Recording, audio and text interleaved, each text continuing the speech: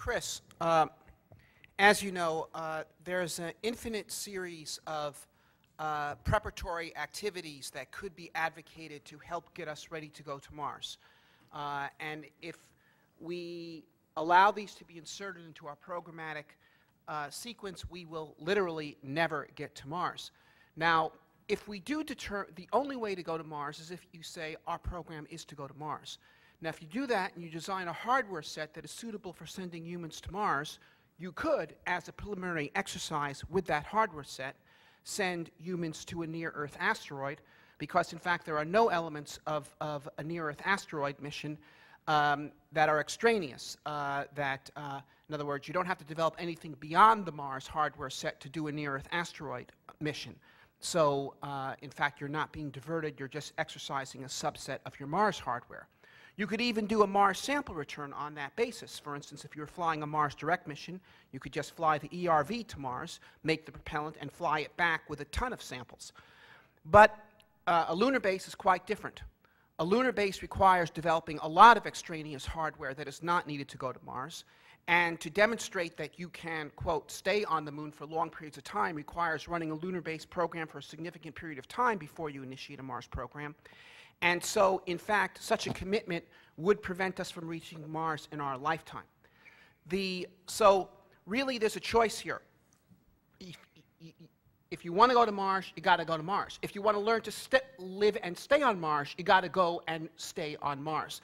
The resource utilization technologies that will be practiced on Mars are completely different from those that would be practiced on the moon. Okay? In fact, you have a much more favorable situation on Mars. In terms of a much richer resource base. You have water, you have carbon, you have nitrogen, you have much more things that you need. You have mineral ore in a sense that you do not have it on the moon. The prospects for agriculture on Mars are vastly superior. So the thing is this. One could design an orderly Mars mission plan, just as in Apollo. We didn't have a separate program to do lunar orbit space station. We flew Apollo 8 into lunar orbit as a preliminary exercise of the Apollo hardware before we sent people to the moon. But the goal was to get to the moon within a very definite time frame, and then within the context of that, certain other activities were done using that hardware to gain confidence. And in this case, one could do a NEO mission or even a very robust sample return. But for instance, if you say, oh, we have to do sample return before we go to Mars, and you, within the context of the robotic program, design an entire special hardware set to do sample return, because of course sample return could be done on a smaller scale than the return vehicle of a human mission.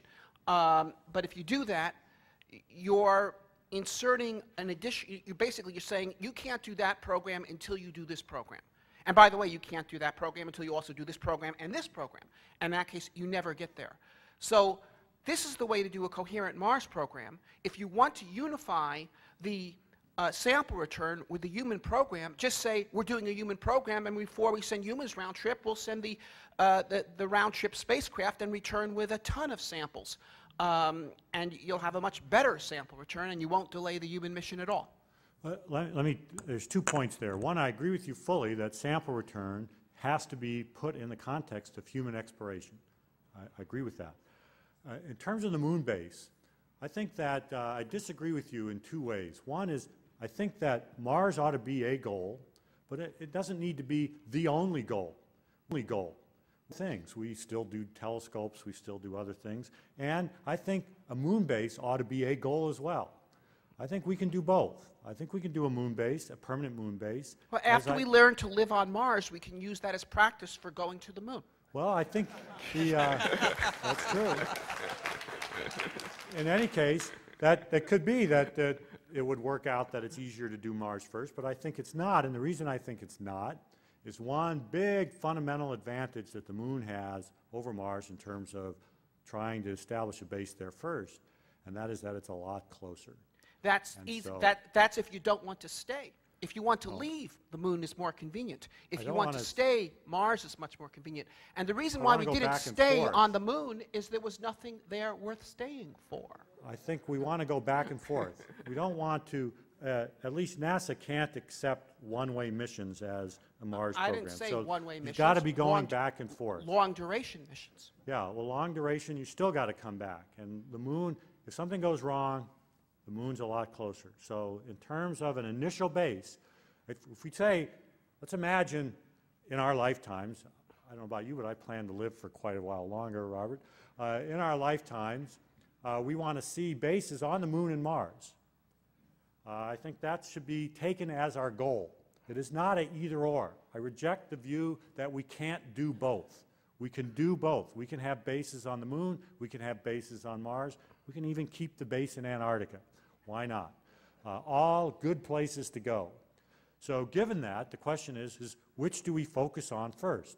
I think we're in agreement that a flight into near-Earth object and a sample return are part of the steps on the way to humans. The question is the moon. They're not necessary steps, but they could be done with the Mars hardware set, and therefore, if it was deemed reasonable Okay, well, to I do think them, they're necessary steps. I don't think you're going to establish a base on Mars without a piece of the dirt in your labs. we on went to Earth the first. moon without a piece of the dirt in our We weren't lab. establishing a base. We were just walking around and coming back.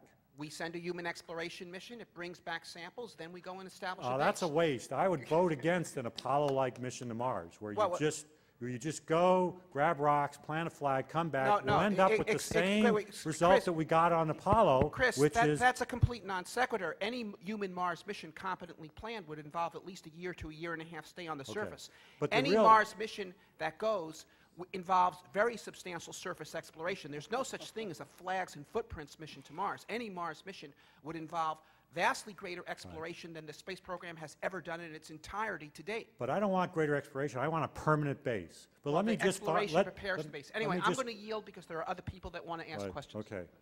But the essential argument is really over the moon base, and I think I would argue that that needs to be in our goal set as well as a Mars base. Question?